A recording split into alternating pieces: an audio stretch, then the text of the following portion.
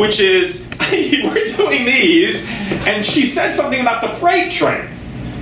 But our own body, okay, this was all fine, what you were doing, because you're just working out. But I don't want it to become the exercise. The exercise is a conduit into releasing the actor. Stand up here, Lauren. So if Lauren comes up, because she wanted you to be with her, and she says something about a freight train, I'm stopping, because already I know, wait, am I this freight train you're talking about? That's what his line is. But you didn't do that. You were like, am I the freight train? It doesn't, it's like, it's belying what the actor is feeling. See what I'm saying? All the way to do is stop at that moment anyway. Then why don't you stop? Actors, we live in a car culture. You drive to get somewhere. If you're going to Santa Monica, do you stay in your car when you get to Santa Monica? No, this is a good analogy. My analogies are so crazy, but I like this one. That's gonna be, you drive, you get to Santa Monica. You don't just sit in your car for the 2-hour party that you travel to Santa. I saw you at the party the other night. You didn't travel, you just sit in your car to stay in the vehicle that was taking you to the place. You disembark. It took you there. See what I'm saying? This is the problem with acting, is we use the tool becomes the thing. And then once I see the thing, you're... The same thing about acting is what is asking a good teacher to be, a good writer to be, a good singer to be, a good dancer to be, a good director to be. You got to cut right to the heart and the soul and the marrow of honesty. You know, I ran into a good friend of mine. She's a director, and she's come to, and she does a lot of TV stuff. And I ran into her at a coffee shop the other day, and I hadn't seen her in a while. And she's going to come back and do something, another workshop, I think. She does a couple of BBC shows. She's British, but she just directed an episode of a big American show. I can't think of what it is. She said, Tony, she's like, you know, I'm so excited because she's like, I'm finally at this place in my directing where I'm going all the way in, and I would be so scared to go all the way in. And I just thought that was so revelatory because here she is a director and she's done a lot of TV stuff, and her own fear about going in and being seeing how honest she can be with actors was something that she, maybe because she's Brit and the Brits are sometimes risk averse, so she'd run away from it. But she's discovering that life and this acting thing, a living life in the arts, is always asking us to go to a place that, can we really go there? But in order for it to be effective, you've got to. Again, where's your baseball cap? You guys, everything you need is always right on you. It's on you, it's in you, it's beside you, it's with you.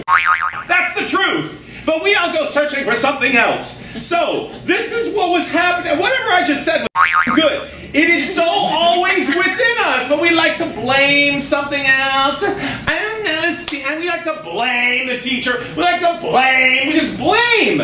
So, this is weird. My head's different than yours. But in the scene right here, look, can you see? It was like almost tipping off.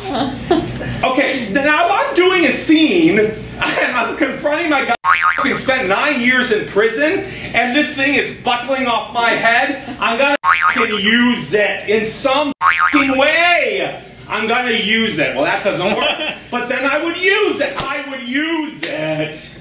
Yeah. If this were bigger, was my point. Yeah.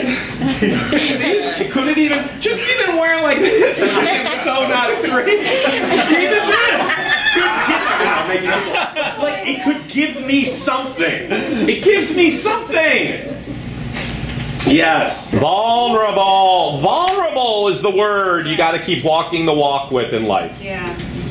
As much posturing as we do about all the things that we've got going on, we're rich, or we're famous, or we're hot, we've got millions of Instagram followers, or we got perfect 8-pack.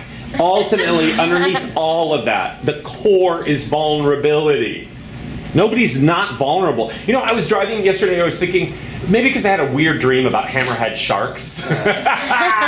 I was on a rock, and Robin was across, and we were in a lake, and Robin was across, and I was like, Robin! And I was trying to act like a big douchebag, so I called the hammerhead sharks over to me. They didn't know I was on the rock. And so I was hitting the rock, and then they came over to me, and I slipped off the rock into the water. And I was like, Robin! And, you know, Robin in the office. And she didn't hear me, so I kept going, Robin, Robin!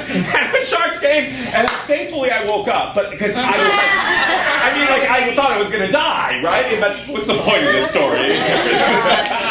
The point is sometimes like, when we get rid of all the modern technology and conveniences of what we're living in, man and nature. Nature is beautiful and amazing it is. It's so f***ed up because we can't survive. The core of our being is so vulnerable. I would love to challenge anybody to go out into the wilderness for a week. We don't survive. So but we're living in this denial that we are, you know, governing the planet.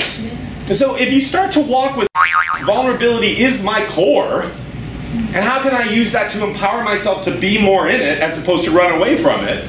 Do you know what I mean? I think about nature a lot. Hi, I'm Shailene Woodley. Hi, I'm Ruby Rose. Hi, I'm Brianne Howie. My name is Olivia Taylor Dudley. Hey, how's it going? Hey. You always learn from your worst auditioning story.